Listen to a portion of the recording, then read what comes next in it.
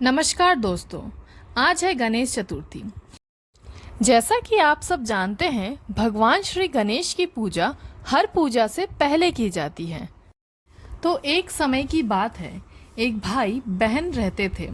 बहन का नियम था कि वह अपने भाई का चेहरा देख के ही खाना खाती थी। हर रोज वह सुबह उठती थी और जल्दी जल्दी सारा काम करके अपने भाई का मुंह देखने के लिए उसके घर जाती थी। एक दिन रास्ते में एक पीपल के नीचे गणेश जी की मूर्ति रखी थी। उसने भगवान के सामने हाथ जोड़कर कहा कि मेरा जैसा अमर सुहाग और मेरे जैसा अमर पीहर सबको दीजिए। यह कहकर वह आगे बढ़ जाती है। जंगल के झाड़ियों के कांटे उसके पैर में चुभा करते थे। एक दिन भाई के घर पहुंची और भाई का मुंह देखकर बैठ गई। तो भाभी ने पूछा, पैरों में क्या हो गया है? यह सुनकर उसने भाभी को जवाब दिया कि रास्ते में जंगल के झाड़ियों के गिरे हुए कांटे पाँव में चुभ गए हैं। जब वह वापस अपने घर आए तब भाभी ने अपने पति से कहा कि रास्ते को साफ करवा दो, आपकी बहन के पाँव में बहुत सारे कांटे चुभ गए हैं। भाई ने तब कुल्हाड़ी लेकर सारी झाड़ियों को काटकर रास्ता साफ कर दिया, जिससे गणेश जी का स्थान भी वहां से हट गया। यह देखकर भगवान गुस्सा हो गए और उसके भाई के प्राण हर लिए। लोग अंतिम संस्कार के लिए जब भाई को ले जा रहे थे तब उसकी भाभी रोते हुए लोगों से कहने लगी, थोड़ी देर रुक जाओ, उसकी बहन आने वाली है। वह अपने भाई का मुंह देखे बिना नहीं रह सकती, उसका यह नियम है।